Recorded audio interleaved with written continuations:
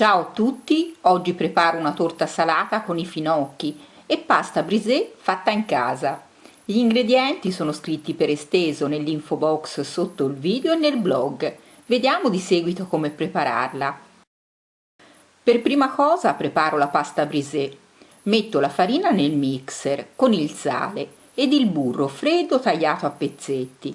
Aziono il mixer ad intermittenza per non scaldare il burro. A composto sabbiato aggiungo l'acqua fredda ed aziono nuovamente il mixer fino a quando la brisée non si sarà compattata.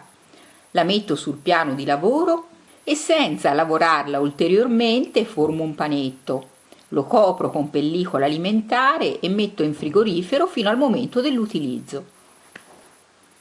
Ho ben lavato i finocchi del mio orto.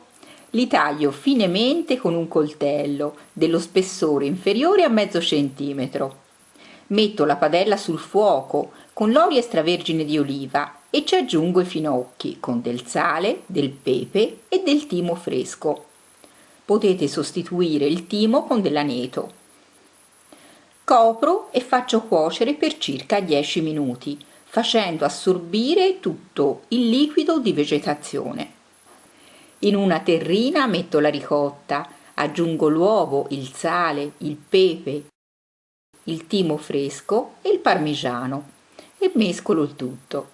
Aggiungo alla farcia anche le foglie più tenere del finocchio che andranno ad insaporire ulteriormente la torta salata. Prendo la brisée dal frigorifero, la infarino su un foglio di carta forno e la stendo col matterello dello spessore inferiore a mezzo centimetro. La trasferisco nella tortiera imburrata e spolverizzata con del pane grattugiato.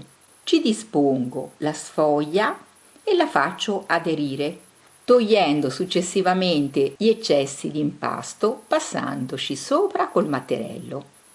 La buco con i rebbi di una forchetta e la metto in forno caldo statico a 200 gradi per 20 minuti, nel primo livello del forno partendo dal basso.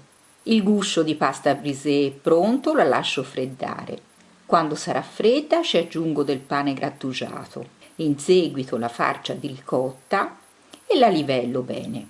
A questo punto posso mettere i finocchi cotti.